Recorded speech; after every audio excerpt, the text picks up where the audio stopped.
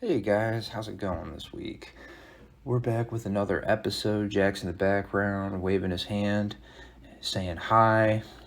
So, this week's topic is explaining what is the proper percentage that most people should use. Now, this is by no means a strict percentage or a strict number that somebody should follow. It all really depends. Every situation is different. A student isn't going to be the same as a working adult or somebody in high school the same as a college student. So it really just all depends on who you are, and that is a decision for you guys. So the proper percentage of savings can vary, again, like we were saying, depending on an individual's financial situation and goals. However, a general guideline is to save at least 20% of your income. So, like we've talked about before on the channel, the 20% savings rule is based on the 50-30-20 budgeting rule. And we recommend that 50% of your income should go towards necessities like housing, food, transportation, 30% going towards discretionary expenses like entertainment and travel, and the remaining 20% should be saved or invested.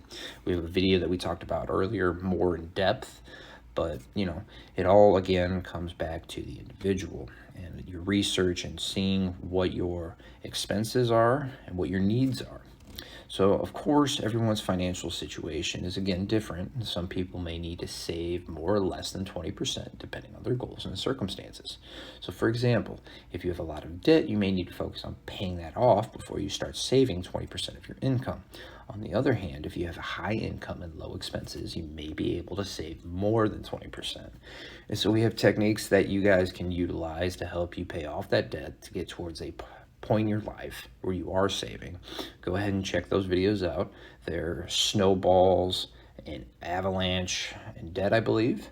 So the other thing to consider here is that if you don't start saving today, whether that's a penny, a quarter, a dollar, $10, $100, you most likely will never. That right there is a very powerful statement. The idea that somebody needs to start now versus later is such an interesting concept, because you'll find that when people start to make more money, their spending habits correlate through whether they were making less money to more money. And you have to consider that. And so creating those habits, creating these, lines of financial growth that we're trying to prepare everybody for, it really helps from the beginning to the end of your financial journey. And really, we just hope that you guys can get to a point where you are saving. It doesn't necessarily have to be 20%, but again, it is based on the individual. Ultimately, the key is to find a savings rate that works for you and those financial goals. It's important to make a savings a priority and to create a budget that allows you to put money aside regularly.